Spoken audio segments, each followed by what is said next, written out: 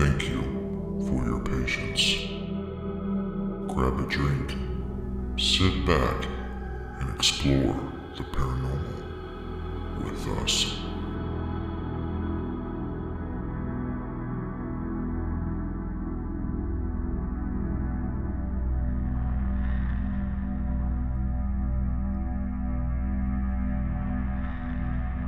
Welcome to the Necromancer Live Show. This stream will begin in time. Thank you for your patience. Grab a drink, sit back, and explore the paranormal with us.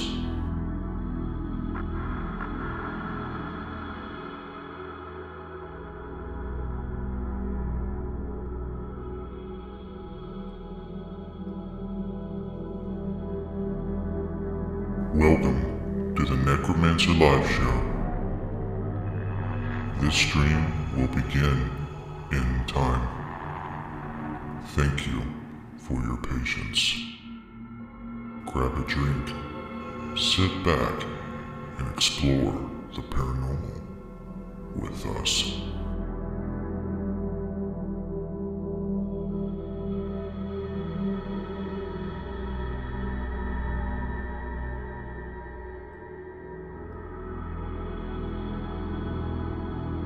Welcome to the Necromancer Live Show.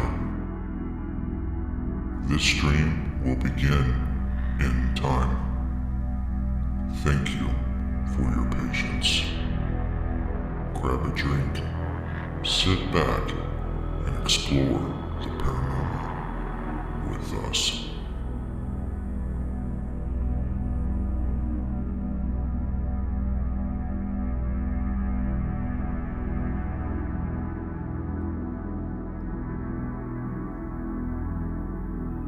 Welcome to the Necromancer Live Show. This stream will begin in time. Thank you for your patience. Grab a drink, sit back, and explore the paranormal with us.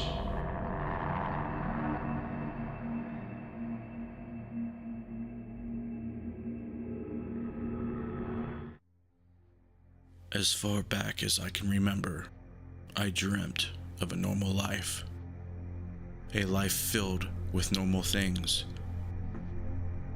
A life where monsters don't live in closets or under the bed. A life where ghosts aren't real.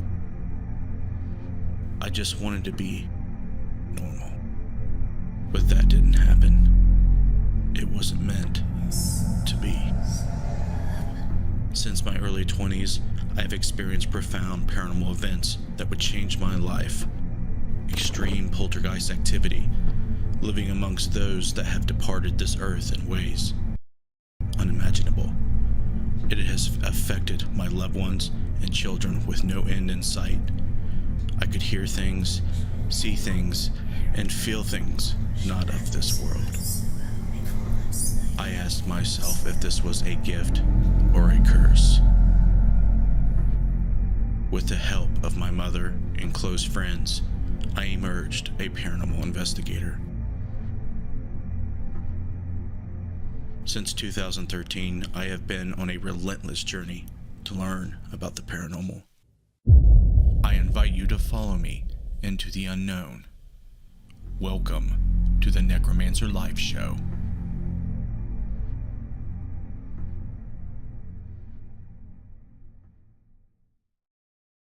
Hello, and welcome to the Necromancer Live Show. I'm your host, Justin Brown, and we are back. I know it's been a long time, and I know I've neglected all of you. And I am very happy to be here. I'm very happy to speak to our guest. I'm happy to get Missy on here. She's been driving me crazy to get the show going. She loved it. Everybody else wants me to do it, so here I am. Lots of technical difficulties. 10 minutes late getting on here, but hey, we're here, and thank you. I'm going to read Mr. Woolever's bio. just so in case you don't know who the man is, you'll know a little bit about him, and then you'll get to know him in depth, hopefully by the end of the show. David Woolever began investigating the paranormal in 2010. Okay? Experiences he had as a kid, as well as the beginning of paranormal television, led him to want to investigate. After a few years of investigating, in 2016 he would join the YouTube channel series Resident Undead as a crew member and occasional guest spots. He's gotten the opportunity to travel across the country to some of the most active locations. As a student of history, he also has a heart for historical restoration, joining with Adam Kimmel as a part of the team behind Madison Seminary, the Fairfield County Infirmary. He would also dive into the world of the paranormal podcast in 2012 with Into the Other Side Paranormal Talk Radio, which I had no idea. I'm going to have to ask him about that.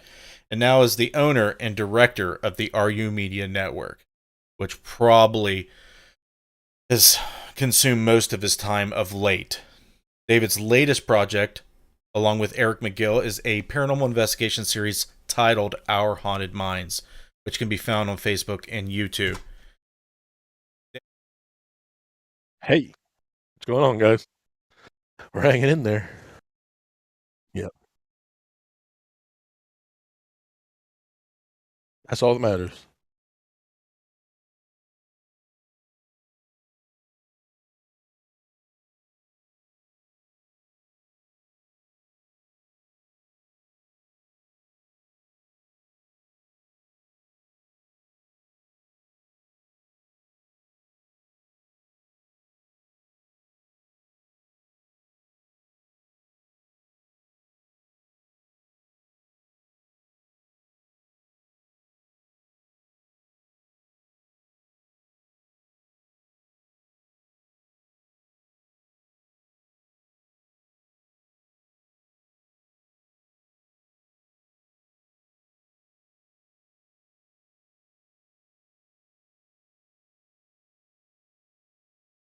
They're saying that they can't hear you.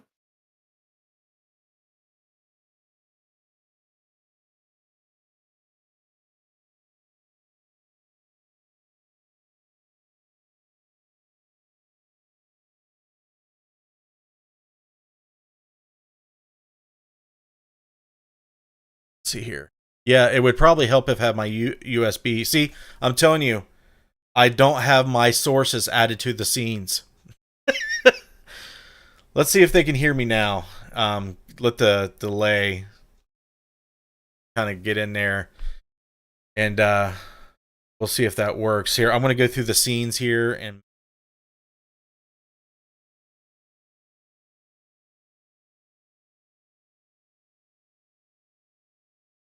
yep, it's added there. Looks like it's added there. Like it's added there. It's added there. All right, I think we're good now. All right. But I wanted to go back. I'm sorry, go ahead. I was just going to say technology is great when it works, huh? Well, I'll tell you what, the software I'm using, if you don't have the things set, it don't work. It's not like just hit a button and it all works for you type of thing, unfortunately. Yeah. All right, so you said you had experiences. The most interesting thing to me about folks who do what we do is what got them into it.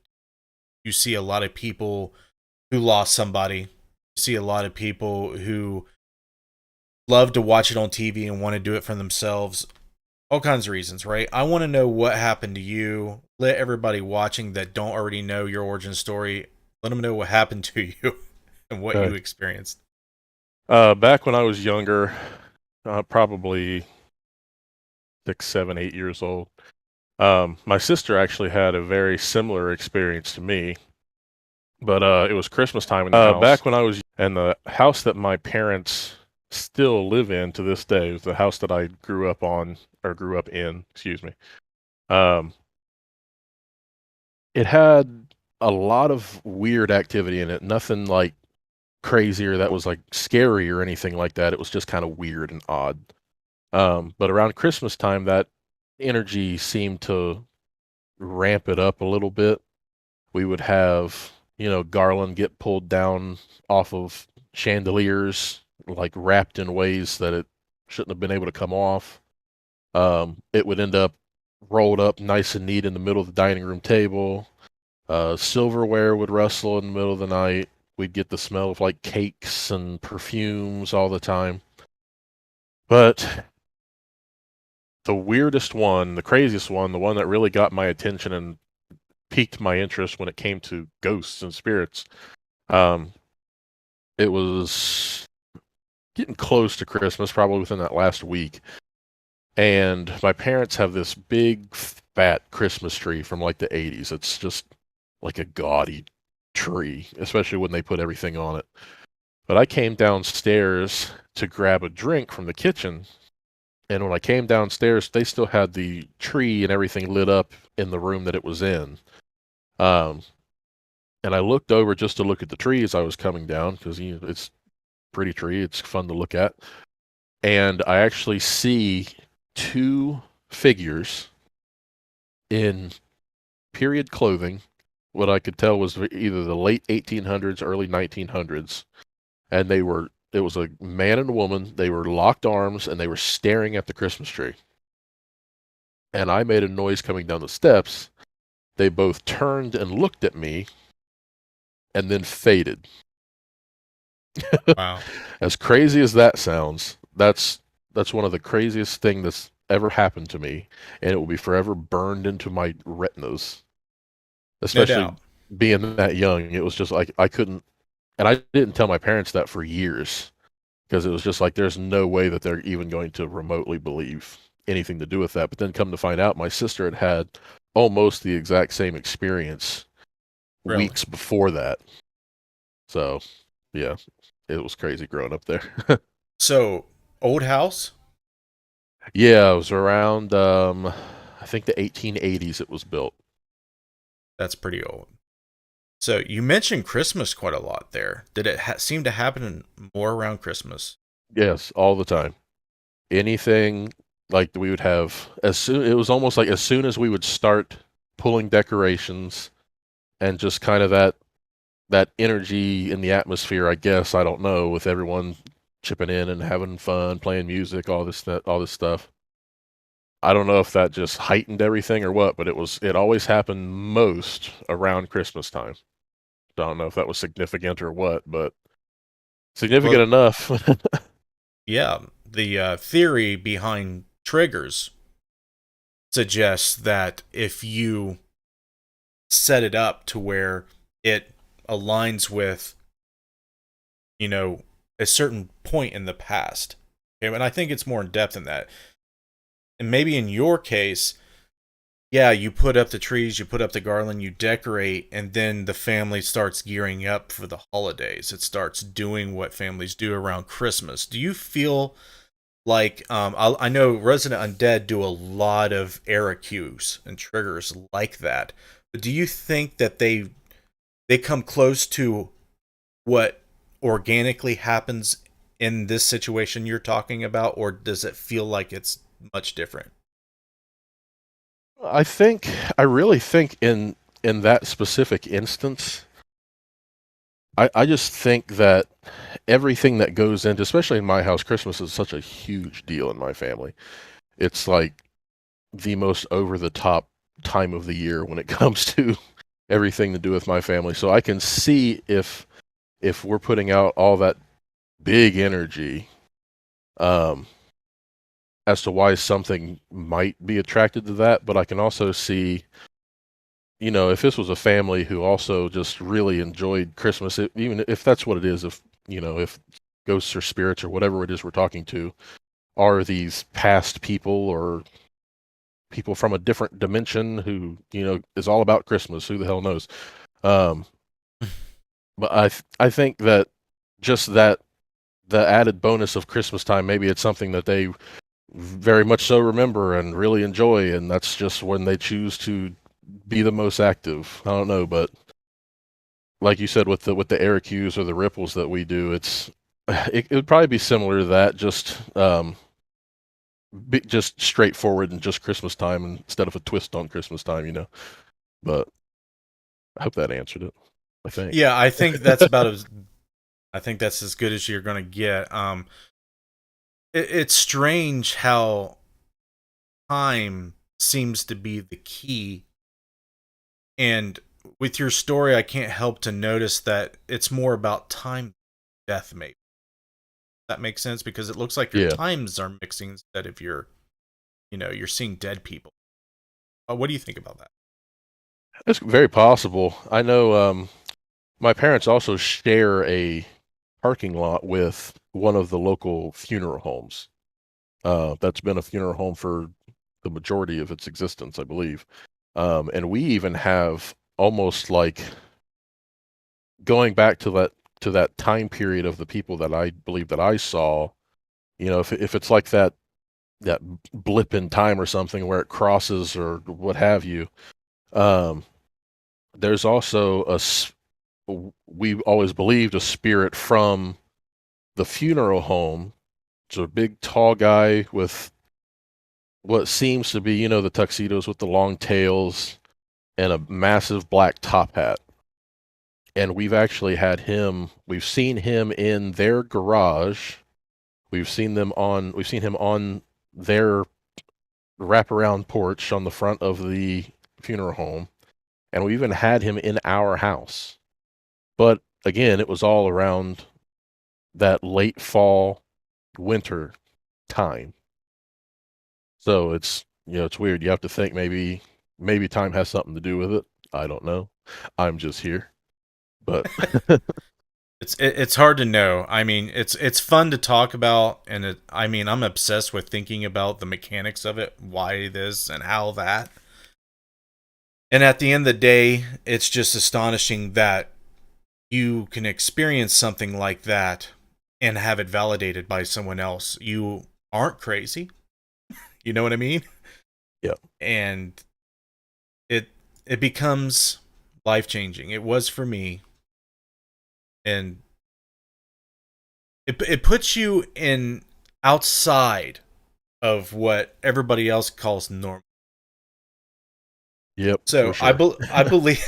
I believe that probably 60 to 65% of people probably experience these things, but maybe only 10 to 20%, if that, actually admit that it happens and know that it did, and they try to address it. Yeah. Because this shit's scary. It Yeah, breaks that's what your even brain. my parents, they both believe in it, but they choose not to acknowledge anything about it that's happening in the house, which I don't blame them for. But it's just like, well, hey, this happened. Nah, it's fine. Gone about your business. That's Well, just my parents' attitude toward it, but sure. I mean, I don't know how much you've listened to my podcast, but I've talked about what I've experienced quite a bit. yeah. And towards the end of my dad's life, before he knew he was going to pass, we talked about it all the time. At Thanksgiving, at Christmas, all the time. And his girlfriend and everybody else around the table, they would just look at us like we are insane. Right? And we didn't care because now dad's addressing it. He ignored it the whole time we were growing up, and he had his own experiences, and it became I became obsessed because this means that everything that we thought was real is not. It's a bigger picture. Yeah. So you start asking questions about how does all these religions come into play, and you have all these questions because you have all these conflicting data points that cause all the stress. They call it cognitive dissonance and stuff like that, and you're just trying to make sense of it. But I just felt weird. I just feel like I'm an outcast, and I guess that's leading into my next question. Did you feel weird? Did that make you feel different? Did you talk about it with other people, or did you just try to fit in with everybody else growing up after experiencing that? I did my best to avoid talking about it for the most part. I had actually had, when I was in middle school, I had another experience, and it was really, really just different. I had seen my dad again, I was coming down the steps. I don't know if there's something to do with a staircase in that house or what, but I was coming down the steps and I saw my dad come out of the kitchen and walk down the little hallway there toward the front door.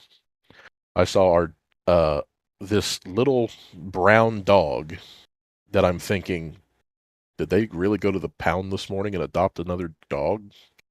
And then our normal dog follows out playfully behind the other dog that I'd just seen. And I'm yelling excited, like, when did we get another dog? This is so cool. My dad is like, what in the hell are you talking about? And there was no dog. And after that, I kind of had a couple conversations with my closer friends. And they thought it was weird, but they were kind of intrigued about it. But I never had the courage really to speak about it to many other people. So I just did my best to, go through sports, I go through everyday life, just being as normal as I possibly could until it gets to, high school. And I think around freshman or sophomore year of high school for me was when the original Ghost Hunters started. And then late high school was when Ghost Adventures started. And I'm thinking to myself, because I'd done a little bit of, reading at the public library and things like that of what they had when it came to ghosts and spirits and paranormal and things, but I never really thought about going out and looking for the stuff. I've already kind of experienced it, but I never knew that people really went out and investigated things until I saw that. Right. And I was like, okay, that's pretty cool. So it took me a couple years of research after I got out of high school. And then I finally got the courage to start up a team, which back then it was called Southern Ohio Paranormal Investigations, Inc., I think is what it was called. And I started that with a buddy of mine, Jason, back in the day, probably mid-2010. We both worked out at Jeffersonville at the Outlet Mall at a sports retail shop, and figured out we both had a love for the paranormal and decided, let's make a team and go out and try to do this stuff. And we did for a little bit. It was just Jason and I, and our first investigation was at Prospect Place Mansion, and it was kind of a trial by fire going into some place like that and being just the two of us, and it was our first time, and it was just all kinds of crazy for us. Not a whole lot happened, but enough to be like, oh man, this is so cool. And it just everything kind of started to just take off from there. So yeah, it's been an interesting startup for me, I guess. It sounds pretty typical. I mean, from the people I talk to now, you have interests that go outside of, weird things happening to you. So you like cameras, you like video production, you like, a whole host of things. Now, it sounds like, stop me if I'm wrong, but you got to apply these things to this paranormal interest. Let us know how that got started. Yeah, eventually, with SOAPy, so we acronymed it back in the day, which is a lovely acronym. We decided to try to film some things just to, see if that we could even do it. And we had, the old mini DV cams and Sony cams that were just fresh into like Night Shot and whatever else. So we were just doing our very best to even attempt to get good video at all. And we did a couple things. We did the local middle school, the historic middle school here in Washington Courthouse. We did a full kind of doc on that, for if you could consider it a documentary back then. But we didn't do a whole lot in the way of video just because it was so time consuming for us. And of course we had our regular day job, and I was in college, and all this other stuff kind of prevented us really from doing that. But yeah, the video and editing and all that stuff actually came from my wife. She went to college for video production. She ended up finishing with a communications degree with a focus in media. But I basically just watched her for a couple years, watched her play with things, and started looking into things on YouTube and whatever else, and I would go help her when she had things to film and things like that. And I eventually just picked it up and kind of took it over and started to apply it to the paranormal. And that's where we ended up a few years later with me hopping on with Resident Undead. So I didn't know that, and that's cool. I had no idea. I just thought that you went to college for it, or went to, had some kind of schooling. No, I But it was started the out life. in college. I was actually an instrumental music education major. That makes sense. Yeah. So I was going to be a band director one day. I changed my mind on that. I went to a adolescent young adult education major with a social studies focus, and then I ended with just a focus in history and political science, and then didn't finish college. But here we are. It happens a lot. Oh yeah. Yeah. I don't know. My daughter's plans are to go to college, and I see her finishing it, but what you go through, the changes and the things that you think that you're going to want to do and end up doing is always a cool journey to watch. If they make it through it, then that's one thing, but I don't think if you decide to drop out, I don't think that's a horrible college thing. Yeah, college isn't for everybody. I found that out a little bit too late and a little bit too deep in student loans, but God. college just isn't for everybody. So whatever you want to do, shoot for the frickin' stars. Yes, I agree. And I feel like a lot of people are scared to do what they want to do. They kind of feel like they got to do what their parents want to do, or what they got to do something like a lawyer, a doctor. We've been so indoctrinated in that state of thought for decades. It's hard to get out of it, but now we've got more people that are really opening up about what they experienced and saying, hey, if this isn't for you, it's not for you. Do what you love to do. Don't spend a mortgage or more to get an education, especially if you can't end up utilizing it to its fullest. You know what I mean? Yeah. That's why I went to school for history and political science, and I'm the director of a local access TV station. So it's like, what do we do? Well, you get to talk about history on there. Sometimes, yeah. Yeah. I mean, at least I think when I watch you do what you do, I think you just like connecting people, whether it's you connecting with others or helping others connect with others. I think you enjoy media at its core, like having, information there, having people, connected in ways they otherwise wouldn't be connected. And I think that is it's a pretty cool trait to have, and I feel like I have that. I feel like I want to educate. I want to tell people what I've learned, what I've seen, get people interested in topics that probably wouldn't have been interested in before, unless, they've seen it in a, wrapped in some kind of interesting package. You know what I mean? Yeah. And I think the paranormal kind of makes history look sexy. You can learn history through ghost tours, through paranormal investigation, and you get to find out how impactful and how significant history is to all of us, and especially in not repeating things and moving forward and getting better. That is the key. That is the key. Move forward, get better.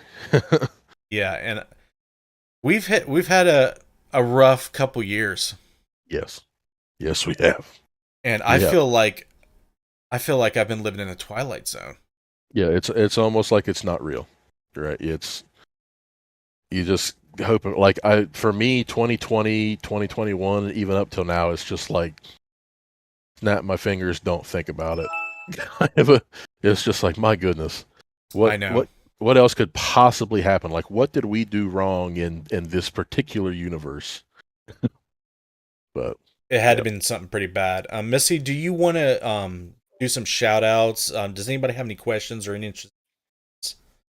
I can. I've got Josh Bender, Darren Smith, Becky Young, Sam Heath, Peggy Goodell, Tommy Gill, Supernatural Lost Adventures, um, Josh Bender said learning a trade and making a career is definitely okay. And in a lot of cases, you make more money and owe less to go to school for it. Absolutely. And if anybody, if anybody listening, just to get on my own little soapbox for a second, don't think you have to rush right into a college or university. If you want to slow down and stay close to home, find a good community college to start out with. Get your feet wet in the college experience, so to speak. If that's not what you want, pull out, before you get too far into the costs and all that stuff. Even if you finish with an associate's degree, if you choose to go to school, that's still fine. A lot of people are forgoing, you need this 4-year degree, unless, obviously you want to be a doctor or nurse or something like that. But, get your feet wet first.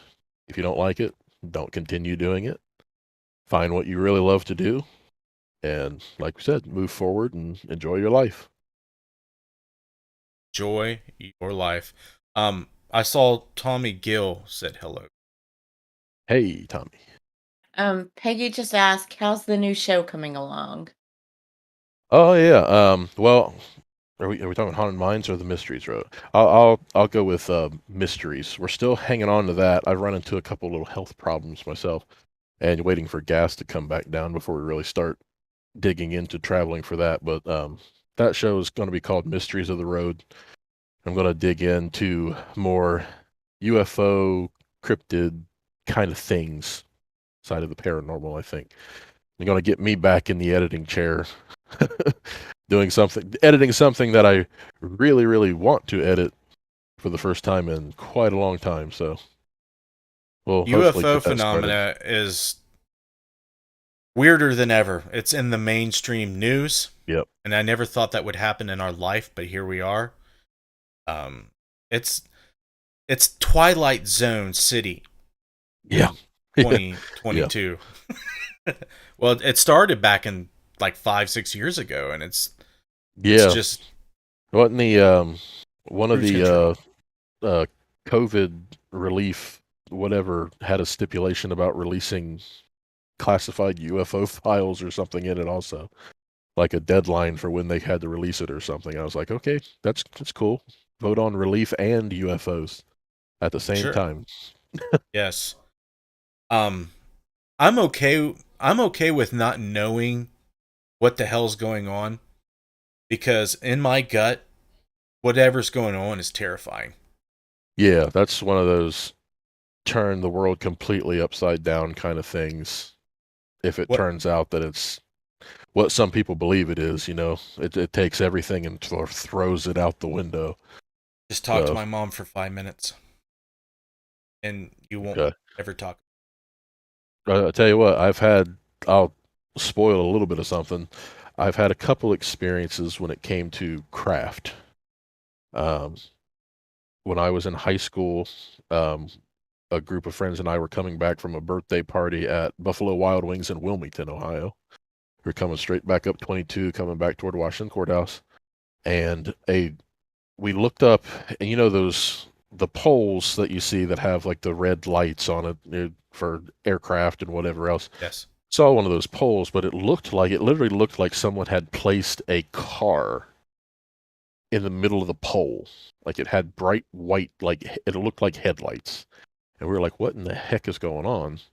But as we got closer, it came from around like the top of the pole. It was not very high off the ground, maybe 200 yards off the ground, a triangular shape with a bright white light, one on each corner, and lights that went in between it along the sides. And it was literally hovering above our car as we were going.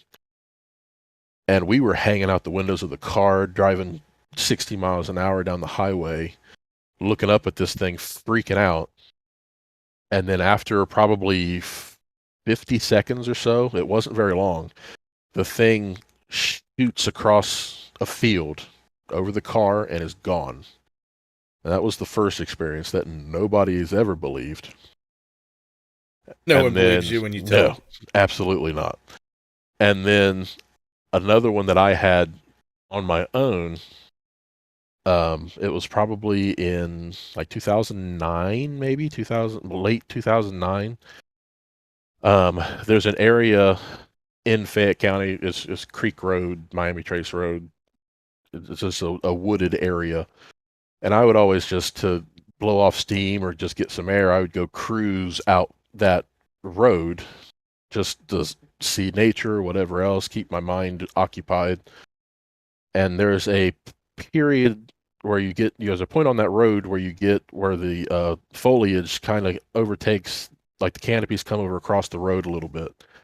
And I got to that section and a bright light kicks on over the road.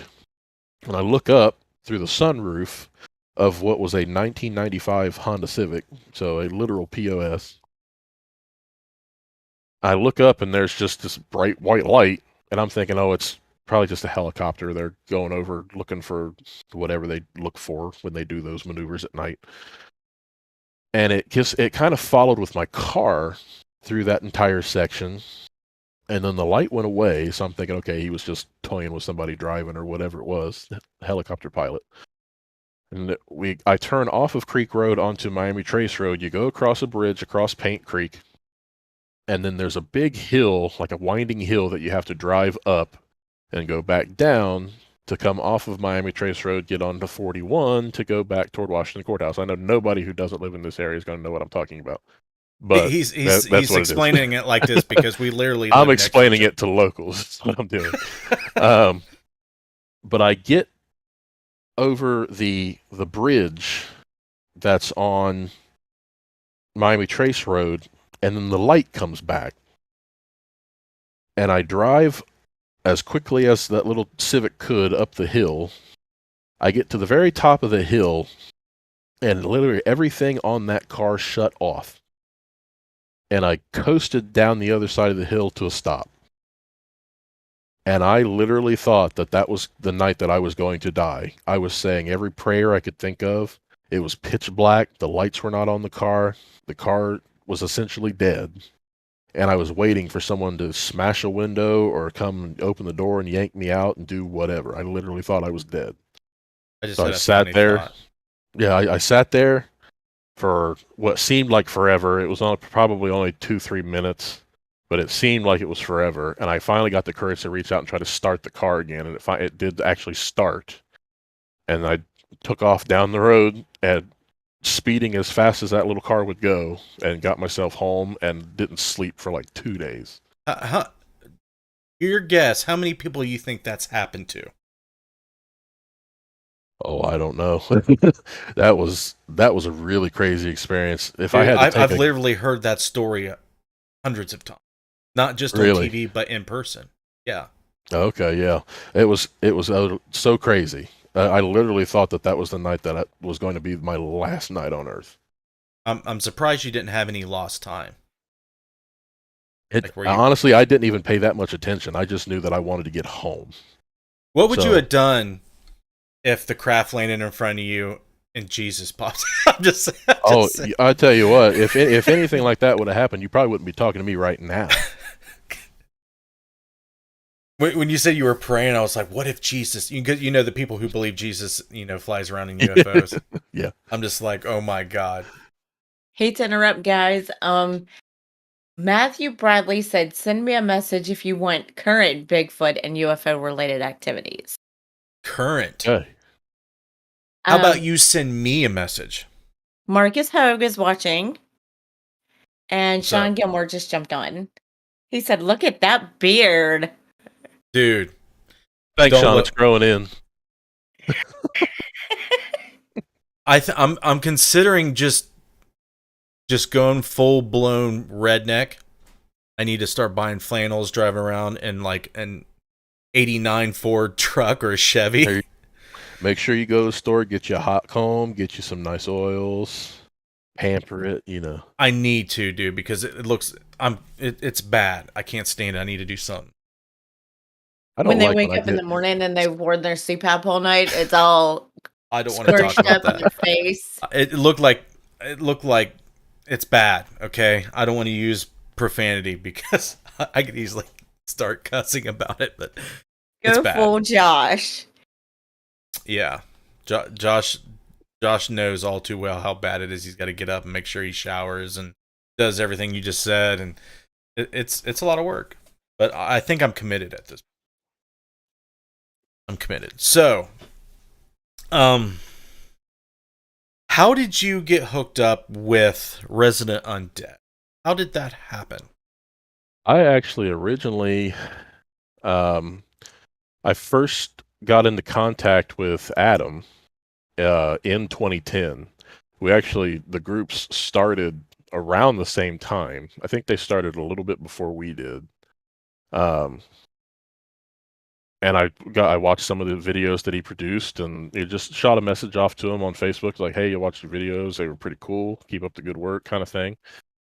And we just stayed in contact after that. And then the first time I actually met him in person was in the fall of 2011.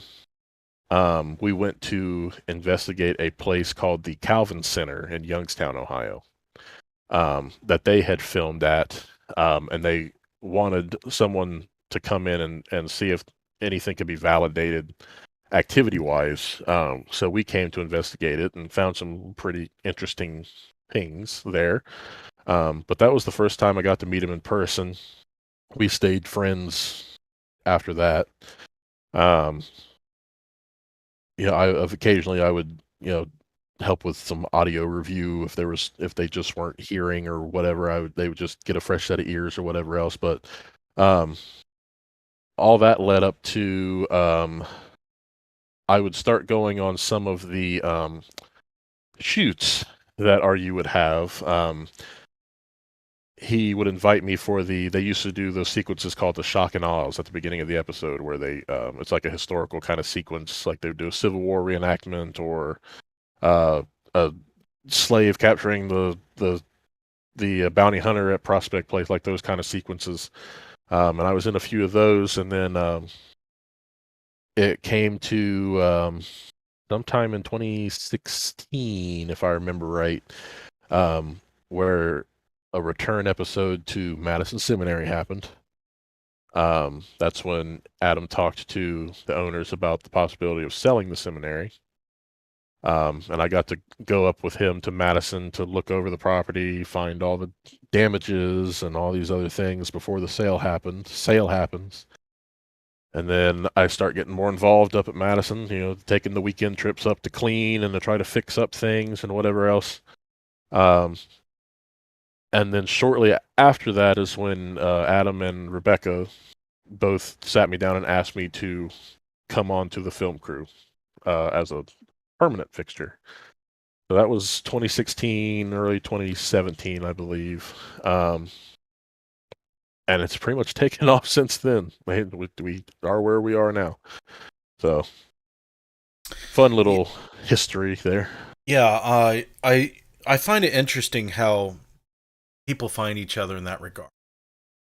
I know when I first started out, I just asked my friends from school that were weird, like me, that, didn't mind wandering around in the dark with infrared cameras looking for things that were invisible, talking to thin air. And that's kind of how you get started. But then you start, getting online and, establishing connections and reaching out to people. And then you ended up having best friends that live 100 miles away from you or more. Yeah. Literally, yeah. Yeah, and that's what our problems are. Josh lives in West Virginia, Derek and Missy are in Indiana. Here we are in BFE, Ohio, and yeah, I find it cool that we're able to, despite the distance, come together and do something as passionately as we do. Yeah, and it's those little choices that you make. Like if I didn't make this specific choice, maybe I wouldn't have met Adam, or maybe I wouldn't have had the courage to just shoot someone a message and connect for the first time. So it's an interesting timeline that we're in with all of this stuff. The paranormal seems to have, in our circle anyway, it's just brought us so much closer and allowed us to do so much cool stuff I never imagined that I would be involved with. So right. It's just cool to think about. Yeah, I think that you don't set out to do what you end up doing. But I think if you have this goal, whether it is I want to investigate the paranormal and do video production of it, because I think of what I do is cool and very interesting. I think others would think so too. And you meet up with the like-minded people. And this weirdo over here and this weirdo over here, they both have their talents and they put them together and it becomes something bigger and more. And I think if you surround yourself with those type of people that are willing to, evolve and grow and take on different talents and, different viewpoints, I think that makes that part of the paranormal community better. And podcasts like this and, events, like Adam puts on and all the stuff that the paranormal community is doing in Ohio is something that I'm privileged to be a part of. I can't wait to go up to MadCon again. Like every time I go, I like it more and more. There's something it turns into a big family reunion. You know what I mean? That's what the kind of feel that it has. And nobody's a stranger. If there are beefs, you'd never know it because everyone shows up. They have a good time. We raise money for some good causes. It's so fun. It's so rewarding. And like I said, if things had just even been a tiny bit different, we might not be here being able to do this stuff. So it's pretty cool. You may be right, but there's a part of me that feels like we kind of live in the low ground of what we do. It's kind of like an underground, and water pulls up where it's low. So it's like our paths all lead to one point. The only thing that steers us away from each other are crappy personality characteristics. Oh, yeah. Yep. We've run into plenty of that, so. Yeah, but you know what I'm saying? It feels like all this, energy pulls into one area, and, in these communities. And we, whether we like it or not, we end up, face to face with each other or seeing each other's work online or running into each other at events. And what's cool is who gets along and who doesn't. And the people who gets along, what can you make out of it? And this is what I want to talk about, because I feel like what, Adam Kimmel, Resident Undead, the RU Media Network, and everybody else that's a part of it, please let everybody know that's watching, live or in post, what you guys have been able to do and what your plans are for the future. When it comes to the media network, that stemmed as an idea. That goes back to when I was in the paranormal podcast world with, it was called Into the Other Side Paranormal Talk Radio. That started back in 2012 with Jason, who I was teammates with. And that ran pretty much up to about the time, a little bit before I joined Resident Undead officially. And that was just because we had such different schedules and things just couldn't line up. And so I move on and go on to these other projects and things like that. But eventually it came to the idea of, well, let's turn that into a place where people can showcase themselves. So that's how the media network essentially was born. I think it was officially launched in, 2018, maybe? I think 2018. But it's really just a place, I know we can, we act as, the producing body for Resident Undead and for Our Haunted Minds. But on top of that, we just wanted to give people a space to showcase their stuff. So if people came to me with documentaries that they wanted to be shown, or episodes of their series that they wanted to be shown, of course I always watch and vet and whatever else, but I want to give people the opportunity to have another platform to showcase what they do and what they love. And that's when we started reaching out to some of the, the weekly live shows like the Cryptic Paranormal Show and our Paranormal Podcast. Storm in the Unknown. We've just had even Interface Death. We've had some things on there. So it's fun for me to be able to give people just another place to where they can get an audience, to get eyes on their stuff. So that's how it started. At the current point, we're doing my best anyway, trying to expand programming. I'd like to get some more series from people. I'd like to produce some more series myself. That's where the Mysteries of the Road series is coming in. But I want it to be able to grow to where we just have a network of creators that are putting out pretty cool content that they don't have to pay an entity to run or distribute their stuff, and the people that get to watch it also don't have to pay for it.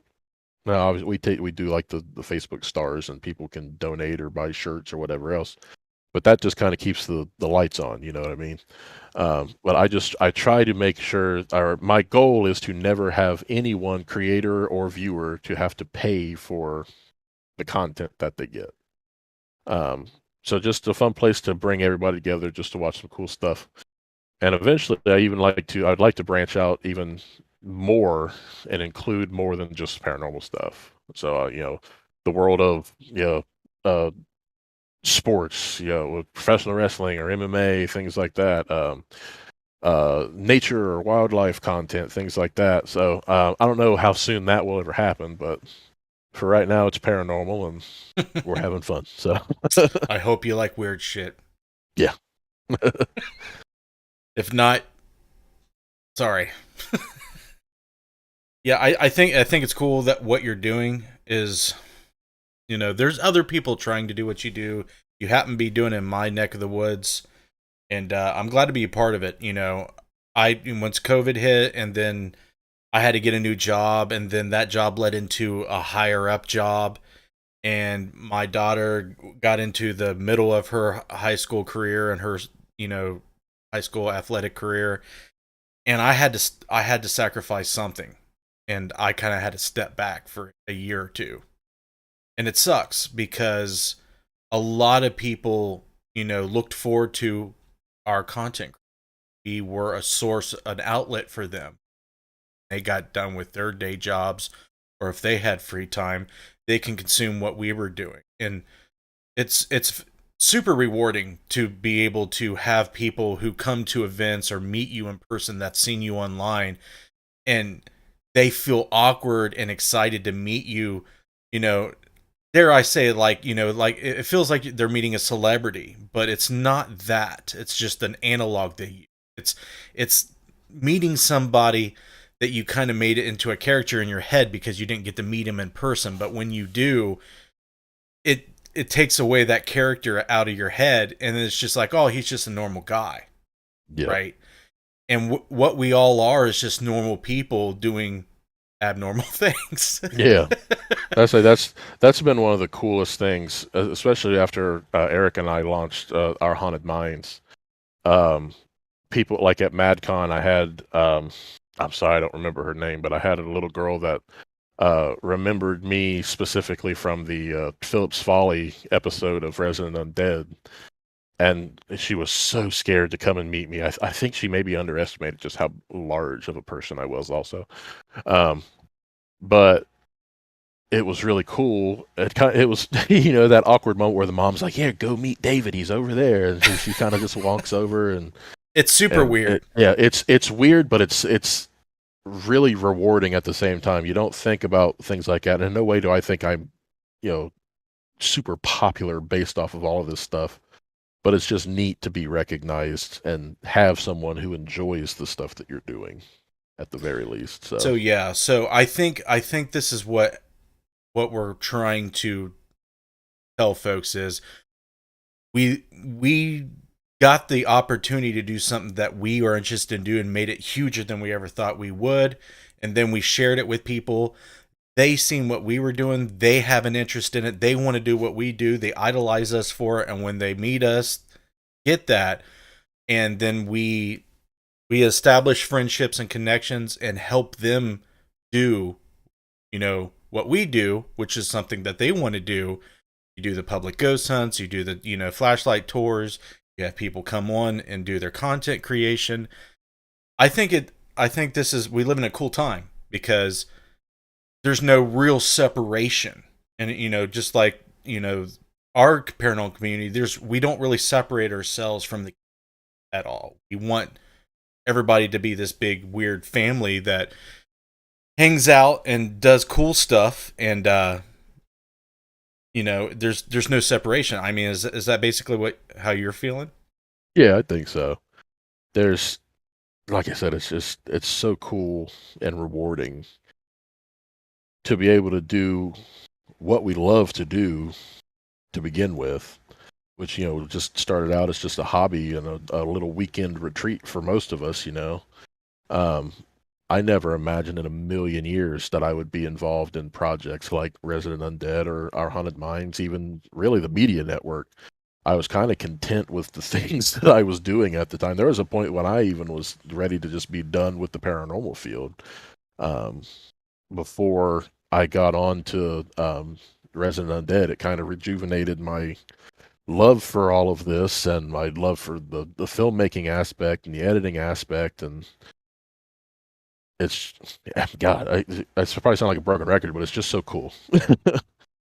I haven't had a chance to see the new episode of Haunted Minds, but I'm going to watch it this weekend. Okay. I know there's a family day at Paul Brown Stadium for Bengals that we're going to, but I want to watch it. The thing I was excited about, the concept of it, was that there's a lot of things about the mind that can play tricks on you, and there's a lot of things about the mind that give rise, I believe, and I want to know what your take is on it, to paranormal phenomena. What do you think, if anything, gives rise to paranormal phenomena that derives from our mind, our consciousness? Do you think that we are manifesting things? Do you feel like, we are tapping into an energy field that, is coming alive? What is your take on that? And what direction, if you go down this direction, do you do on the series? What we started out with, like for our original Madison Seminary episode, there are ways that your eyes can play tricks on you, especially when we do this in the dark. Anything can happen when it's dark and your senses are heightened or not quite what they need to be. So we had like those kind of graphics explaining that kind of stuff. Really anything, like we take the haunted minds aspect is like anything that really haunts our minds about the paranormal. So we'll look into things that have to do with EMF, like I said, tricks that your eyes can play on you, different audio things or different frequencies or happenings, like things called the Doppler Effect, where like something like a motorcycle or something playing loud music comes and you have this Doppler effect as it passes, like that can sound like something. And that actually, we had to debunk something while we were in the post-production part of the Fairfield County Infirmary episode of Haunted Minds, because it turns out after more scrutiny, it was in fact a passing motorcycle that made something actually sound like words. Cool. Yeah. So it's stuff like that. It's stuff like when we film Resident Undead, we have a set formula for Resident Undead, but this is the stuff that Eric and I get to do that are still related to Resident Undead in some aspects, but it's the stuff that we don't ever really have time to think about or try to do for that particular series. You know what I mean? Just to kind of separate us out in that kind of way. I hope I'm answering this. I kind of get on tangents sometimes, but yeah. Well, that's what's good about long formatted podcasts. You can do that. It doesn't matter. Yeah, okay. I feel like, an hour is bull crap and 2 hours is maybe 15 minutes longer than you need, but it gives you at least 15, 20 minutes of that buffer to just ramble if you need Yeah, You know that's what I what mean? I tell our creators. Like, there can be some overlaps in shows or whatever else, but if you want to go over 2 hours, you do whatever you want to do. Yeah. I think after about an hour and a half, I start becoming potty mouth because I've done exhausted all the responsibility out of the topic I want to discuss, and I revert back to my bad self. But I think the question I'm curious. It just keeps me up at night. When you're talking about the experience you had, you're seeing two period dress people in your living room, and they look at you, and you're locking eyes with them. Do you think that if there's no one there living in that home, that they're there manifested? Do you think that you were part of them seeing you, and and vice versa? Do you think that's part of the mechanism? I, th- if I had to take a guess, I would think that it had something to do with, you know, us living there and interacting in ways. Um, whether you can count that as something that's intelligent and knows what's happening or whatever else, or we've slipped through some kind of time blip or whatever else and just happened to catch each other or something like that, it's just I don't claim to be an expert for these reasons, Justin. Well, So I'm trying to get you thinking about them. yeah, That's my goal. I want yeah, I want your brain to lock up. yeah. I swear I don't know in that situation. I don't know that if the house is sitting empty, I don't know that happens. I Well, guess would be you my have take on live it, but feeds in Madison Seminary. I mean, there's no one in there, and I see things kind of like move on their own, seemingly move on their own. But as far as the things that really get to us, like seeing people and feeling these things, you don't really see that. That type of interaction, that the haunting that gets into our psyche, and that's what interests me the most is what makes things haunted. And when I heard you come out with Haunted Minds, I'm like, oh, I hope they go down this rabbit hole that I really want them to go down, because I feel like so much of our reality has to do with our minds. Like, yeah, it's the Matrix, dude. It's the Matrix. You know what I mean? yeah, And absolutely, you see glitches in the Matrix. This is the analog I like to use, because it's fascinating to know that, or to think about things. What we think is real is not actually what is fundamental underneath the surface. What the gears and the cogs and the circuits of our reality is, what's behind the scenes. And it feels like these ghosts, these spirits, these hauntings kind of gives us glimpses of what's there behind, or it kind of gives this idea about how does time really work in relation to the grand picture of things. Like, how the hell am I seeing these people dressed like they were 150 years ago, and how the hell are they seeing me right now? yeah, How does that work? That is what gets me excited about the paranormal. That I want to know. There has to be some kind of underlining answer to that. It's not just like, oh, it's paranormal, it's beyond our scope of understanding. Here you go. That bothers me. yeah. There We've there kind of already has to be. gotten to that point, so we got to be able to push it somewhere, you know. I think when we start understanding consciousness and what makes us alive and conscious, because science has not yet done that.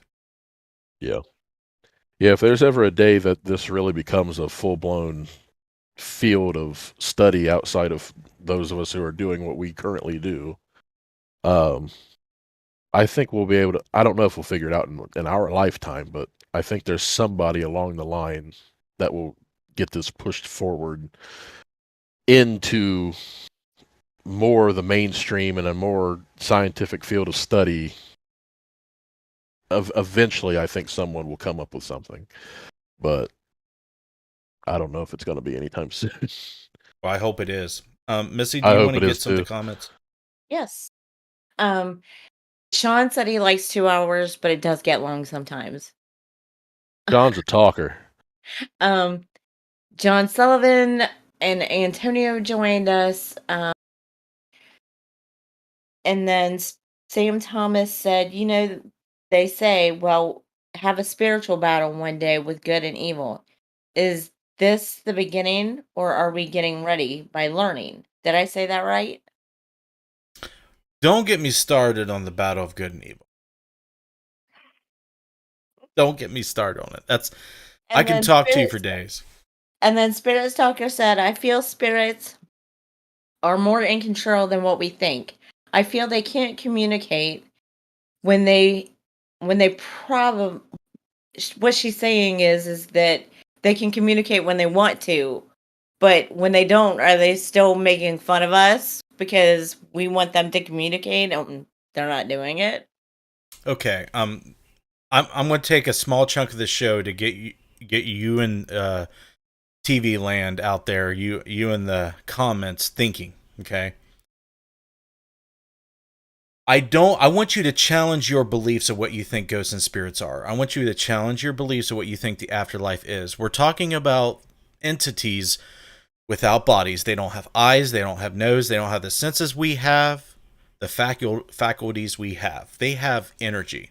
We feel them probably the same way they can sense us.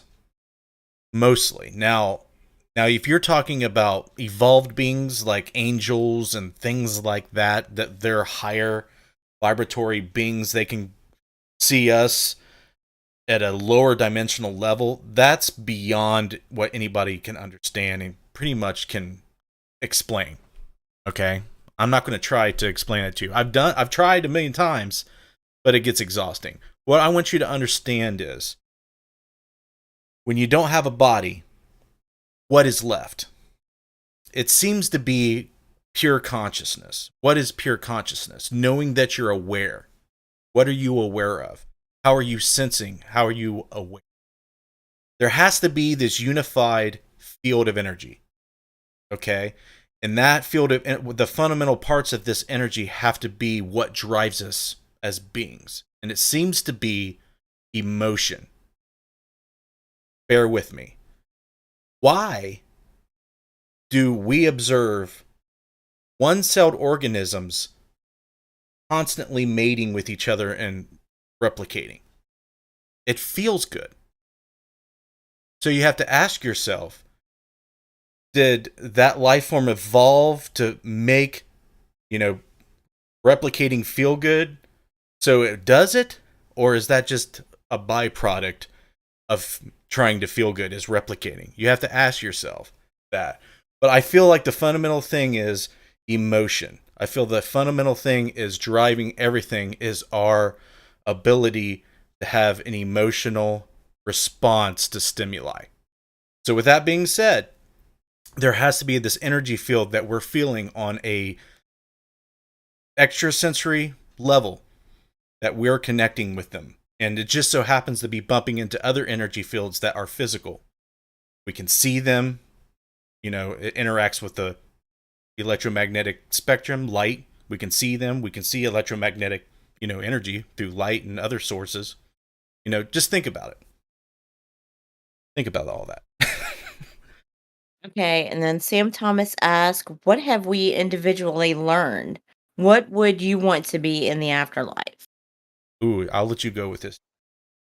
What would I want to be in the afterlife?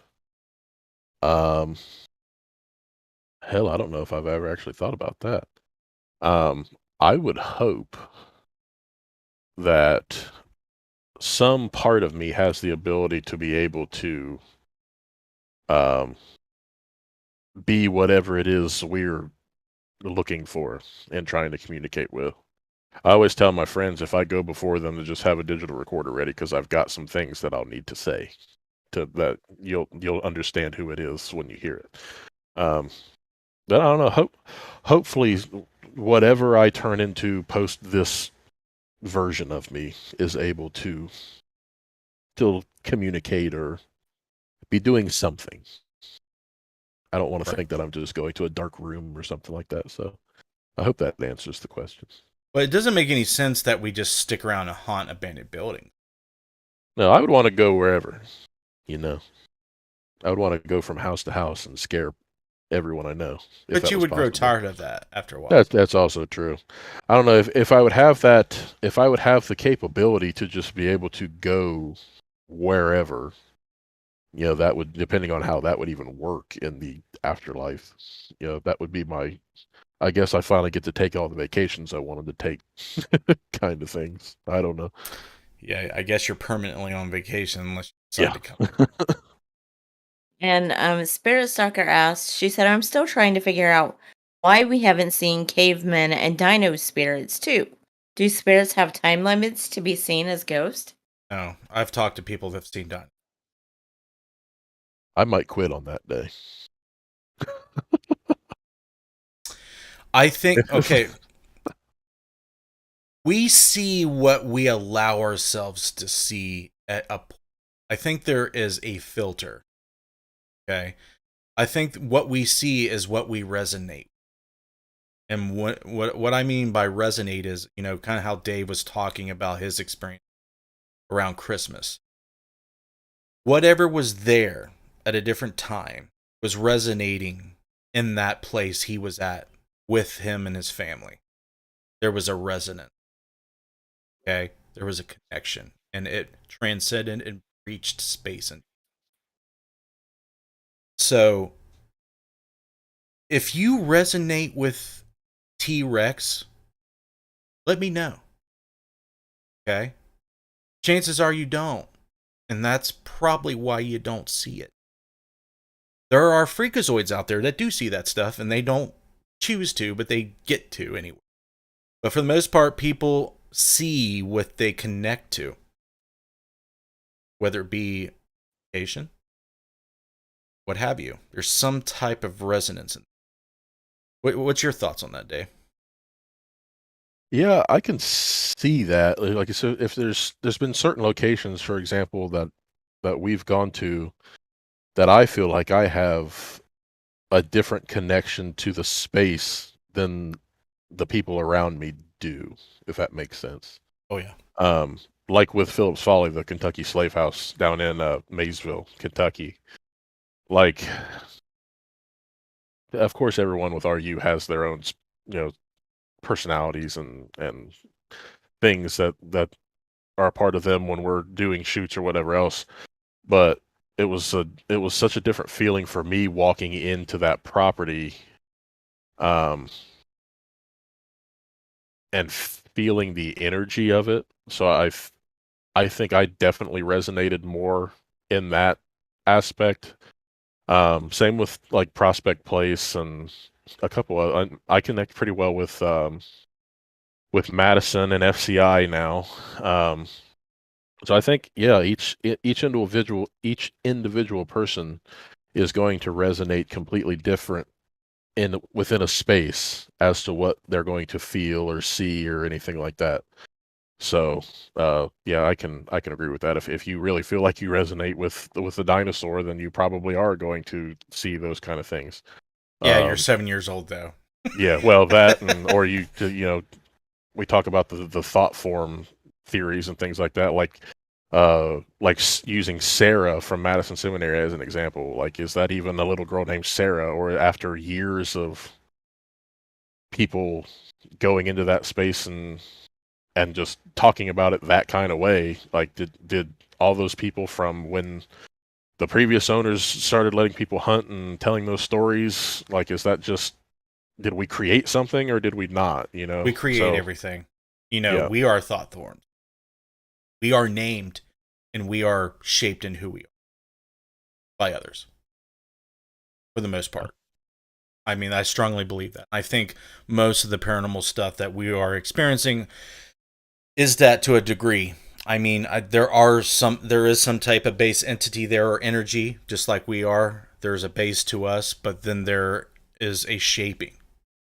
I think a lot of people in the paranormal agree that it's morphic and that it's impressionable by what we do, shape it. I mean, I've talked to Rebecca Kirschbaum about this. You go into an old like Indiana State Sanatorium, when I went in there for the first time, I tried to get in there as early as possible. It was so unstructured energetically. Yep. It just felt like a cesspool, like if you go into a swamp and it's all just sitting there in that one spot, just festering. That's what it felt like. It felt like everything, all the energy just pulled into the Lee Allen Bryant area right in the center of it and just sit there and rotted. And then every once in a while, the wind would blow and blow the energy around, and it would just act all chaotic and unstructured. Yeah. Yeah. And over time, change. Yeah. The nursing home section of that, when we first went there, it was almost unbearable to walk through. It's unbearable. The way I described it was, it's like they all have ADHD and they're all bouncing off of everything. You included. Like, they want to communicate, but they don't know who wants to go first. It's odd because it's like if you boil down all that crap from everybody's personalities and all their emotions and kind of just poured it all over the Lee Allen Bryant building, that's kind of what it is. It's strange. Very strange. Yeah, there's a lot that I can't, like, the first time that I actually walked through the building, there's like a little,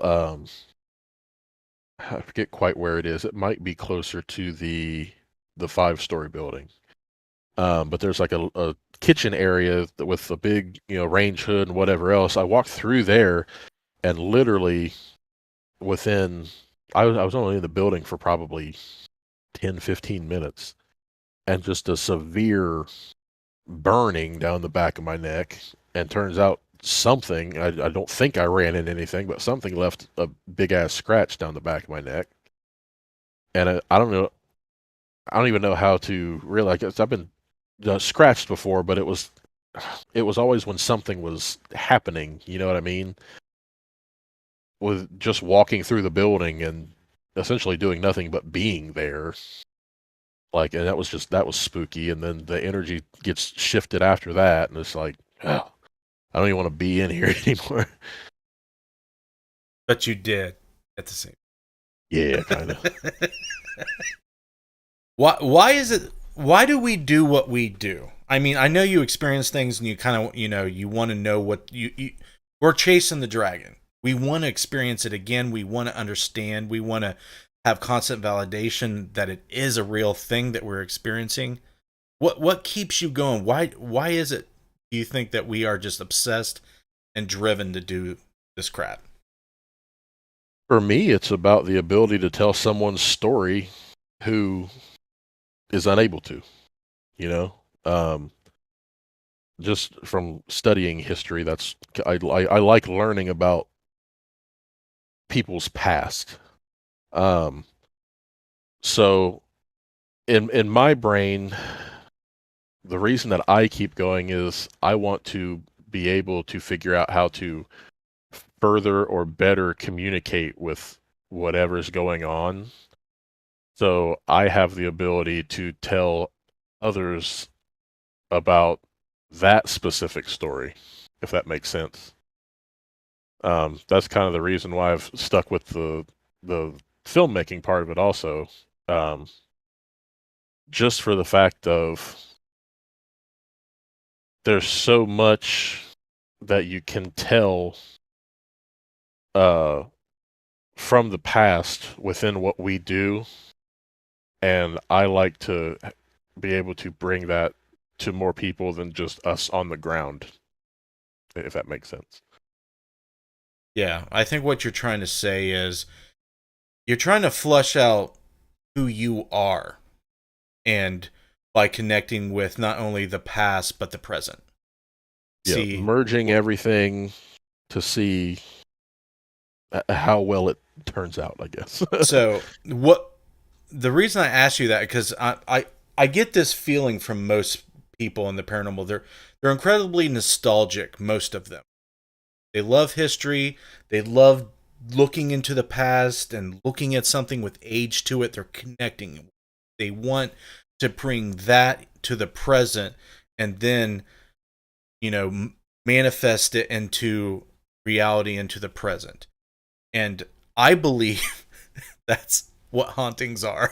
I believe that on a subconscious level, unconscious, we do it whether we like it or not. Our brains are functioning in this way, whether we're actively doing it or not. That gives rise to hauntings because everything in the environment is there. Okay, if you study quantum physics like some of us do, they teach us that everything interacts, all the particles interact with each other, and that information is forever stored in the environment. That's what quantum physics says. So if that's true, if we have the capability of tapping into that, what does that mean? That means that we can make the past alive. That means that we can reinvigorate it. We can poke it with a stick, it pops up, and it can become alive again. I feel like we are machines that do that. I just feel like that time is, like Einstein said, an illusion. You know what I mean? It's like we're locked in this prison of linear time, but outside the prison there is no time. Does that make sense? There you go. Yeah. I think so, yeah. It's hard to explain. It's hard to explain because, I when I'm thinking about if I'm a higher dimensional being and I'm outside of time, I'm looking at it like this. Like if time was a shape, sorry for the analog. Of course, here. you had to bring Fred into this. Yeah, if time was a shape and you're looking at it, all time and everything that happened within the beginning and the ending of time is a shape, a dimensional thing. And you're like, oh, I'm seeing everything happen in there, but I'm not a part of it, but I can observe it. So can I jump into it as a cross section and they're seeing something weird? They're not seeing who I am, but they're seeing like a weird anomaly. I kind of give it, if you look at our dimension as 2D and you stick a pin through it to try to go into our dimension, we're only seeing a cross section. So you get those weird 2D shadow figures, you get these weird looking anomalies. But I feel like that's what we optically see. What we psychically see is the period dressed people chilling out in our living room staring at my Christmas tree. I feel like that's something entirely different. That's not something observing us from an outer dimension and going in. That's something that's in our dimension, but mixing our perception of reality isn't functioning in the same way it's supposed to. It's a glitch in the Matrix. There you go. Okay, so Spirit Stalker had an interesting comment because I had a question similar to her comment. She said, I wonder how many times my spirit leaves my body as I daydream and sleep. It is widely believed, and Dave can help me out with what he thinks, that we astral travel in our dreams, that we do it while we daydream and that we're awake. A lot of people believe that they can travel spiritually outside their body and do remote viewing and do other things, right? I mean, you've researched it enough to chime in on that, right, Dave? I think so. And even sometimes, like, you have these dreams that I know that I've never been to this specific place, but I have, these weird dreams about it, and I go through these different areas of, say, it's a location that we've never been to or something like that, but then we end up going to it later, and it's almost exactly what I had seen in my dream, so I don't know, maybe we do have the ability to go outside of ourselves at random points, especially, there's plenty that is and isn't happening, I think, when we're asleep. So maybe that all plays into it. I don't know. It's weird to me that can happen while I'm actively dreaming and then it be so accurate later on. Right. And then I would like to get both of your thoughts on this. I read something last week that said, don't sleep naked. And I'm like, I do it all the time. Why not? I never have, but it said that is the way that you sleep, the way that you dress in your sleep is the way that you present yourself to the spirit world when you astral travel. So if you're naked, you're naked. Be in for a treat then. Listen, everyone. That's horseshit. It's fucking horseshit. It's horseshit. Okay. You're telling me that I can't be naked? No, David, be naked. You want to know why? The spirits are not seeing. Okay, no, it's just no for me because I'm sad about it now. it's just no. It's just no because spirits are not seeing you like they think they see you. Okay, because look at how we're seeing them. We don't even know what we're seeing when we see it. We don't know if they're a physical thing, a supernatural psychic thing. Sometimes they look like shadow blobs. Sometimes they look like wavy energy. Sometimes they look like a full-blown apparition that there's physically there and they're staring at us and we assume that they're seeing us exactly the way we're seeing them. In that case, sure. If there's someone standing right next to you and they lock eyes with you and you're naked, they're probably seeing you naked. Okay? But when you're astral traveling, no. Probably not. I don't think so. I don't need my grandma to see that either. So, Give me a Sam hug. Thomas said I can't get that chilled to actually astro travel. Hey, who in here, and David, you can answer this too, has experienced deja vu? And I know you talked about having a prophetic dream or seemingly prophetic dream. You had a dream about a location you never been, and then you end up in it after the dream, and you're like, "How's that work?" Right? And I think it just goes back to time being an illusion. I feel like everything's already happened in infinite ways. And I feel like whatever path we're on already really happened all the way through. But we're like living in a video of it. Okay, like it was recorded and we're watching the recording, but we're in the recording while we're watching it. Are you following me? I can see that. Yeah, that's okay. Like I get those random points of deja vu. Like if I'm sitting in a doctor's office, whether I've been to that doctor's office before or it's my first time or whatever else, I'll be sitting there and I'll look at something on the wall or whatever, like how something is shaped, like with the cabinets or whatever else, and it's like, man, I know that I've seen that before. Yeah, it's like the deja vu things I've experienced are random. It's like a weird detail that triggers it. Like a section of the grain on a piece of wood on a door frame. It's like, man, that just, why is that popping into my head? It's like, yeah, it's really weird. And I know my brother growing up, he used to say he would have dreams constantly about places that he's never been, and then he's been in it. It could be the next day, it could be a week, month, year, don't matter. Yeah. What's that? I mean, are we traveling through time in our sleep? Or do our memories get mixed up? Like when we're asleep, do our memories don't stay in order? It makes you think a lot. Yeah. Makes you think an awful lot. Missy, did you have any questions for Dave before we move on? I know we got about 30 minutes left. Hit me with them. No. Nothing? No. Nothing at all? So I wanted to talk to you about some of the don't have an OnlyFans. No? I haven't done that yet. My feet are all dolled up and ready to go, but I haven't quite pulled the trigger on it. So I'm trying to imagine what your feet look like. Do they look like Hobbit feet? I'm not that bad.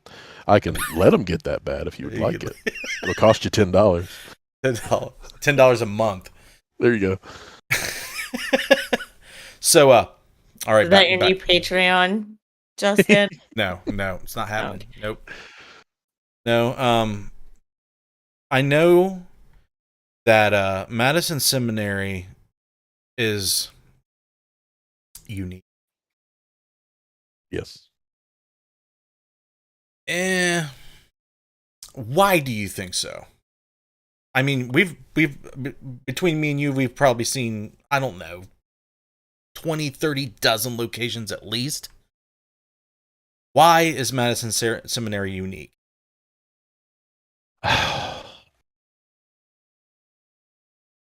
I'm not entirely sure, to be honest with you. It could stem from when the past owners had it, um, what all went in the building when they had it, when they opened up to the paranormal investigations and things, even dating back before people really were investigating or anything like that, when the township or the county, whoever was in the building, they were experiencing all these things. Madison is just kind of its own weird, almost evolving haunting, I think is the best way I can describe it. It's just so things occur at Madison that you don't even really like expect to occur, if that makes sense. Like you don't expect for someone to hear your friends' voices when they're not in the building. Doppelganger type things. Like you don't expect to see Adam wandering around in his Carhartts when he's at Walmart when it comes to the building. It's just so weird, it's so different, and it's like it's constantly something different is happening. Like we hear it from all the different groups that go through there, people on tours and whatever else. It's just like there's something new, and like people have similar experiences, but I don't often get people telling me things that are the same when it comes to Madison. It's like it's something completely different for everybody. Right. Yes. And to add to that, there's very few locations that I've been to that seem like they are alive. It's like she's breathing. And they're so alive that they know. They get into your psyche. The building knows who you are, knows what you're thinking, knows what you're scared of, tailors your experiences to who you are. My first experience at Madison Seminary sent chills through my soul. One of the very first things that broke my brain that I've experienced in my 20s was pennies levitating and flying through the air. Okay, when I tell people that, they're looking at me. I'm looking at them. Dead serious, I'm looking at them right in the eye, and I'm telling them that this has happened. People have witnessed this. It's not just me seeing it. My wife sitting next to me is seeing it. People come over to my house. My kids, everybody's seeing this shit. And they're looking at me like, oh, I don't know doesn't look like he's lying, don't look like he's full of shit. So when I'm at Madison Seminary, I'm running around trying to get my gear ready, and Adam's waiting on me because we give us a walkthrough and we're going to film it. So guess what flies out of the air and hits me? If I had to guess, it would be a penny. And I look down at it. And I have this eerie sense. Madison Seminary knows. Yep, I don't doubt that at all. Yep. And it can connect with you on it now. And there ain't very many places like that, buddy. There is an energy field there at the highest magnitude, and it's tapped into you. Yep. And oddly enough, of all of the locations that we are involved with, I'm most comfortable walking around Madison. Mm-hmm. I don't know if it's just like you saying they know me, or they know what I'm all about or whatever else, but it's just like it doesn't really. There are some times when I still get the shit scared out of me, excuse me, but most of the time, for a very long time at Fairfield County Infirmary, I could not force myself to walk through the building by myself. It just had that vibe to it. But after the first few months of us having Madison, it's like I just got used to the building and the energy that was in it. Like I said, I still do there's still some things that happen that'll be scary, but for the most part, it's like I'm just resonating in a more familiar way with it, I guess. So, Fairfield County Infirmary is not the same. No. No. It does not like you. No. It doesn't want to get to know. It doesn't want you to know it's there. When you pry something out of it, it's not cool. When we were there, we've only been there once. I need to talk to Adam. We're going to have Adam on in the next week or two. And we got this new Envoy from Ghost Stop. It's got, just raw sensors. That's, if it works the way it's supposed to spell out words and do whatever if it trips the sensors. So I know I talked to you about this weird experience we had at Fairfield County Infirmary up in the Damn Attic. Yep. Dude, I've never experienced that before. This went on for at least 10 minutes. Literally hardly anything happened while we were there. But me and Missy had went up there. And we were just chilling. And we're just like, okay, let's just sit here. Let's try to vibe. Try to connect. Missy, do your thing. I'll do my thing. And then we start to hear, when you start to feel the pressure and the building starts to creak around you and you start to hear footsteps and you feel the change. I like to compare it to the trash compactor in Star Wars. Right. So that's going on. And the building's kind of like around you and it starts to come alive. So are like, okay, we know that this is an area. It's right there when you go up the stairs and it's got the weird room with the fucking hooks and chains around it. Okay? Yep. When I first saw pictures of it, I had a mental image of small children all with their backs facing me, chained up there. Creepy. So when we bring the live stream up there because I'm like, okay, nothing's happened anywhere else. Maybe something will happen up there. We put a REM pod there, right in the middle of that little room. We kind of just step back and we do this thing where we want to know if you're interacting with it. We're going to see if you can. So basically what we do is, okay, if you can hear us, set it off. Okay. Don't do anything for a while. We try to do everything we possibly can to make sure that there's something intelligent interacting with it. I mean, you said you've seen this footage. Yep. That's not normal. No. No. It's not normal. Anybody hasn't seen this, I urge you. And I want to take this device up there because if it can do that with the REM pod, just imagine what it can do with a paranormal speaking spell. Yeah, it'll probably end up blowing your mind. That's like that entire floor is just a completely different location to itself. It's I don't know, that the whole attic, the little chicken coop area, all that stuff is besides cracking your head on the doorway in that one area. It's gosh, the attic up there.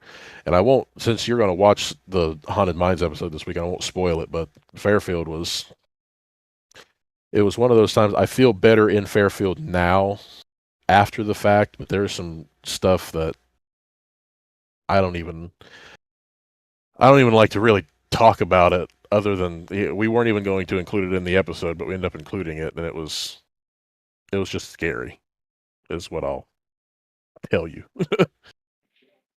I will say that is one of the perks of being 5 foot tall. You don't hit your head on many things. Yep. Right. Darren mentioned Hinsdale House was the exact same way. Yeah. I haven't been there. Have you been there, Dave? No.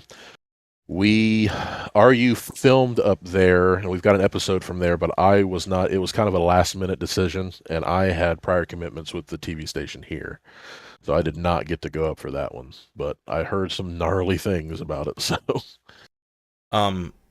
I feel like it's going to be similar to. I mean, to me, Monroe House is probably the peak of what the F is out there. Yeah. When it comes to evil, bad things happening to people and what it does to locations. Just like if you throw everything at a little house to see if it makes it haunted, you get the Monroe House. Yeah. That's I feel one like place. I feel like the Hinsdale House probably is in that same pool pocket. Yeah. From what I understood after everybody came back, it could probably be easily compared. to the Monroe House. Josh Bender wants to know what you think of Indiana State Sanatorium. I love it, but I hate it. It's a really cool place. The activity, like we said, is just weird. Especially, it almost feels like everything gets sucked into that nursing home, that Lee Allen Bryant building right there in the center. I don't know. You think about just how much went on there, especially in its later days leading up to its closure. You know, people dying, people escaping and getting killed, and just everything. It's not just those buildings. It's pretty much that entire property is just kind of just a weird feeling about it. You don't have to be inside the buildings. You can just be walking on the roadways, just building to building, and you still feel everything, anguish, just pain. It's a different breed for sure. Dude, it's a zombie apocalypse. It's Yeah, if you really wanted to describe it, yeah. I've never seen anything like this. I've never been anywhere like that. It's like everyone literally got up, left, and let it rot. Just left, yeah. Same thing happened. We have an old nursing home here in Courthouse. It's destroyed, and they want like $200,000 for it. But it got shut down by the state just for bad practices and not reporting things. Like the place had a bunch of what were supposed to be registered sex offenders in it that they weren't reporting, and all this random stuff. And they shut them down, and within 2 days of getting the notice, they just literally up and left everything. It's just like a time capsule. And yeah, Indiana State was exactly like that. Like, we found all kinds of different documents and things that of course we couldn't show. It had, people's personal information and all these records.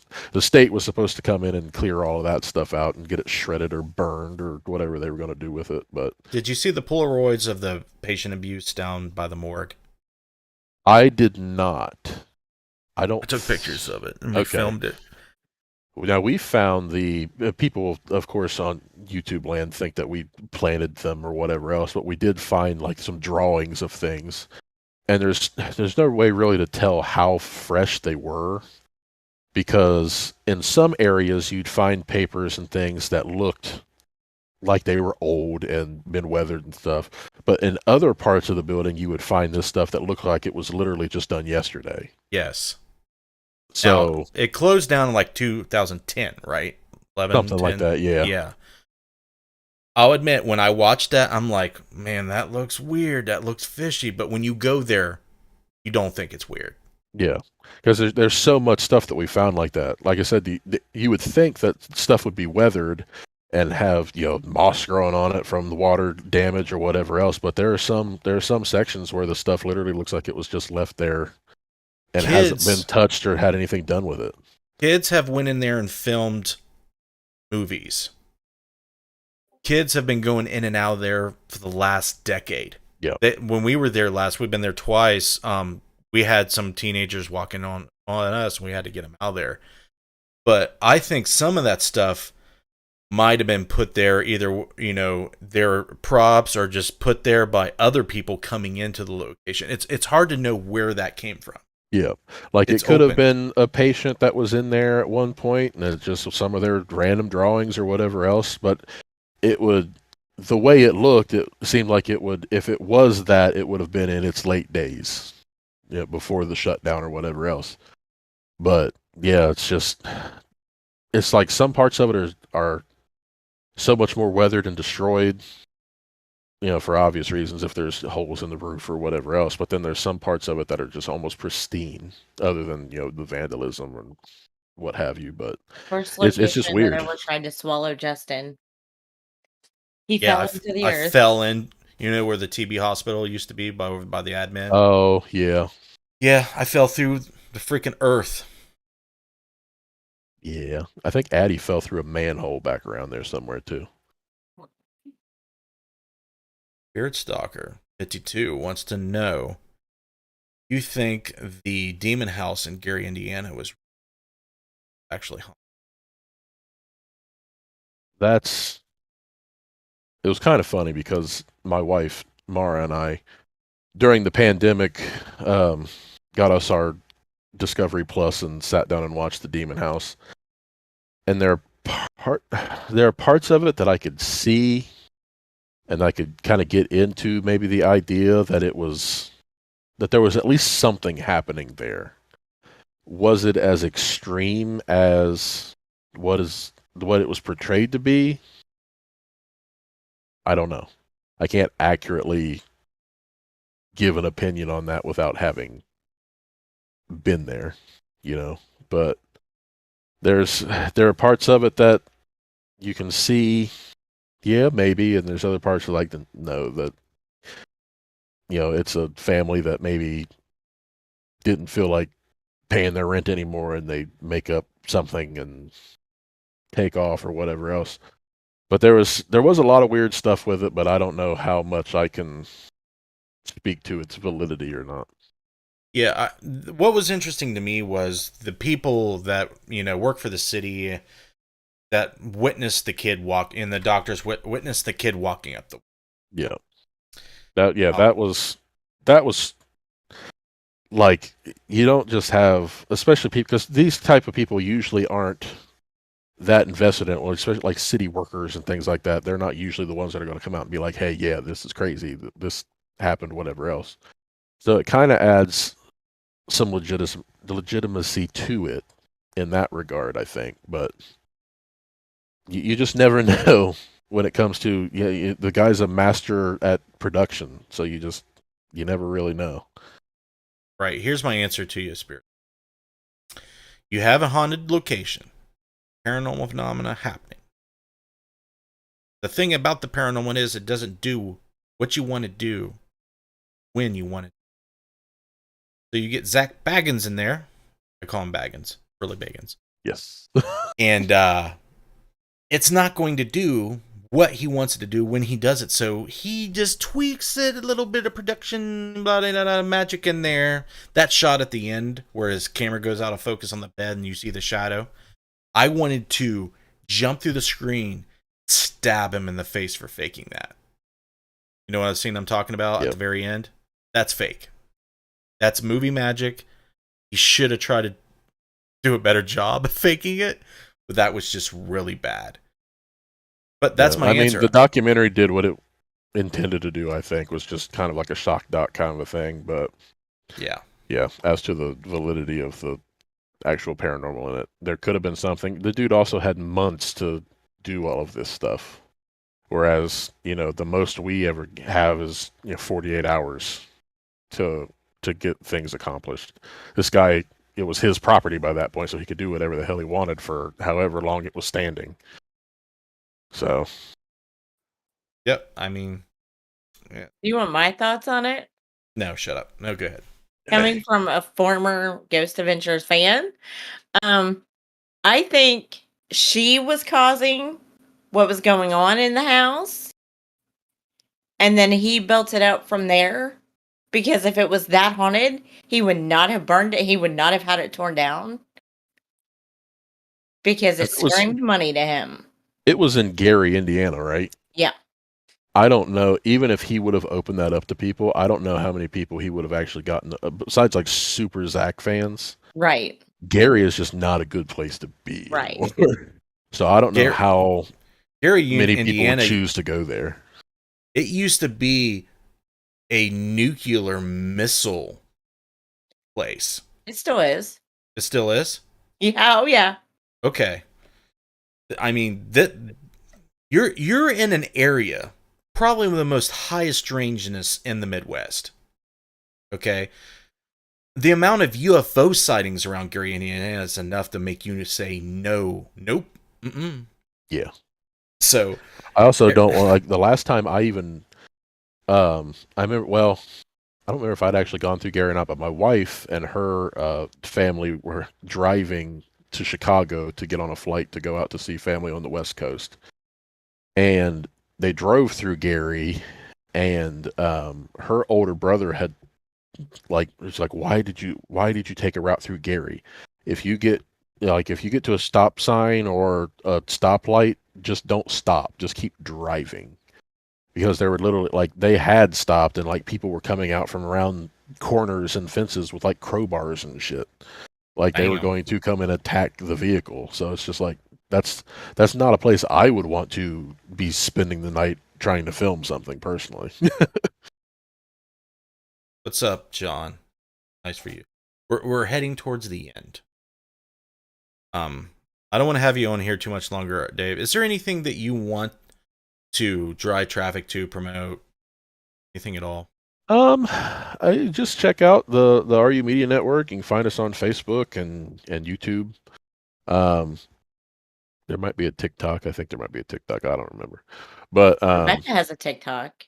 yes, Rebecca does have a TikTok. You can find all her goodies over there. She does some deep diving into some topics on there.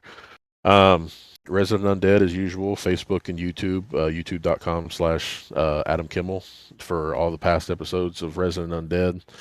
Our Haunted Minds, we now have a Facebook page after 2 years of doing things.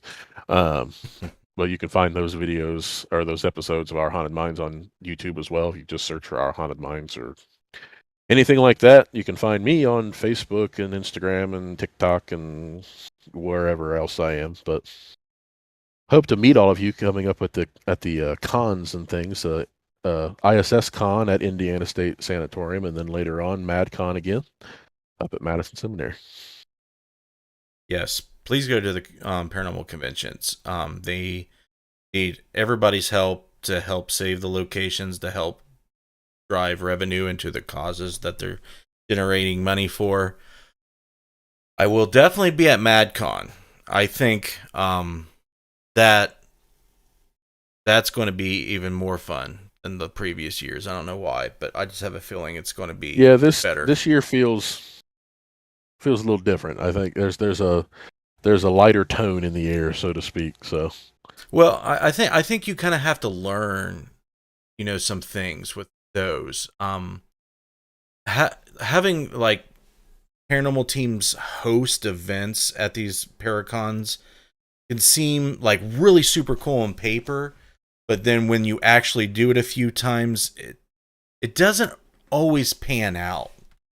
And at least in my experience. Now, I don't know how everybody else runs their paracons, but when it just seems like, you try to showcase a group and you try to have them kind of lead the public event or the public investigation, and you kind of have them, as part of the draw. It doesn't work out always, even if it's just a cool team that's not celebrities, and even all the way up to like paranormal TV celebrities. It just never seems like it's what what you wanted it to be. I don't know. Yeah, and it can be hard to get.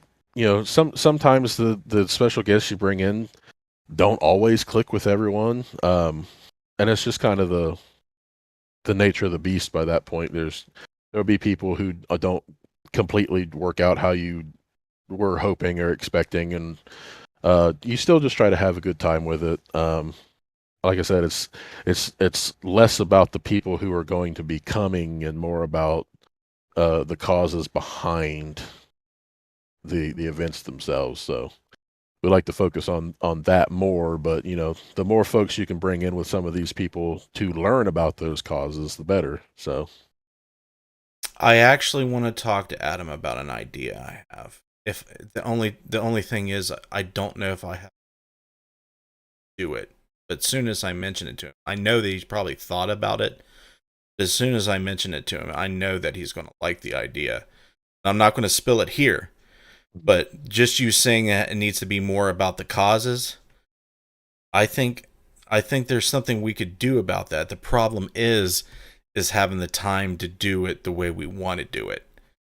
And I think it will just, if it could happen, it would just bring so much more people in, because media and video production has so much power, and how you do it and the ways that you do it can, bring everybody in, as long as we can do it. Because I tell you what, man, just doing it out of our pocket and in our spare time, feels like an impossibility. Like these last 2 years have been rough. Yeah. Even like I mentioned to you, even when Eric got his new job, we were 2 years off of our Haunted Minds until we even got to the second episode edited. Like we had already filmed it, but it just when life hits you in ways, you got to take a back seat. And especially with the gas prices recently and all that stuff, it's harder and harder to shell out to do this stuff, but when you get to it's still fun. And that's what even the good part about these conventions and stuff are. You get to go and see all these people who you haven't been able to see for a couple years and haven't been able to really interact with other than online. So yes, it's just cool. It is. Please come out to the Paracons. Please go check out David's stuff. Haunted Minds. What was the new thing that you see you're working on? It'll be called Mysteries of the Road. It'll have a mix of the paranormal in it. So we'll have our what we already know, which is the ghosts and spirits, and then we'll dive into some UFO phenomena and various stories, and then like a paranormal variety show. Yeah, and some of the various cryptid type stories from around the state of Ohio. We'll start out with the state of Ohio, and then we'll branch out from there. I love it. Check them out, guys. Thank you very much, Dave, for coming on the show and chatting with us. You can hang out while I wrap this show up if you want. If you gotta go, you gotta go. But I'm gonna go ahead and wrap this sucker up. Yeah, I appreciate it, guys. Thanks for reaching out and having me on. It's always fun to get to talk to you guys. So you're very welcome. All right, guys. I'm going to show you a couple screens. We're not going to do any video promos yet. I'm starting up the show new, so just bear with me. Social media. There it is. Interface Death. We're on Instagram. Oh, what? It's not loading properly. Oh, there we go. It just lagged.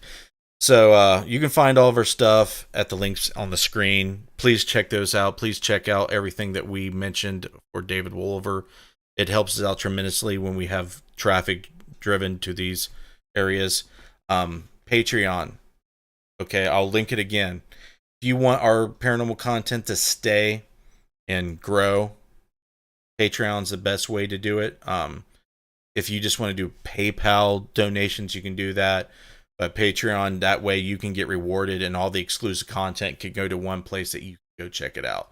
I am going to start putting evidence reviews on there and more stuff on there. So bear with me on that. But everybody you see on the screen, thank you very much for your continued support, especially over the hiatus that we have been dealing with since I got the new job and COVID and everything. Thank you very much. Pretty much you're the reason why I'm still doing it. Okay. And that's it, folks. Thank you very much for tuning in. We will have, who do we have next week? Let's look it up. It's either Rob, Adam, and Becca next week. So we're staying in the RU. We're forcing our friends to yeah, we're forcing our friends to come on the show before we have other people. So yeah, it's always fun to have Adam and Becca on. I don't think we had Becca on. Adam has been on the show a couple years ago, but. You guys have a good night. Tune in Wednesday, not Thursday, but Wednesday at 8 p.m. next week, and you'll get to hear our conversations with Adam and Becca, and you'll get to hear about their adventures and their, get caught up with their lives. You guys have a good one. Take care.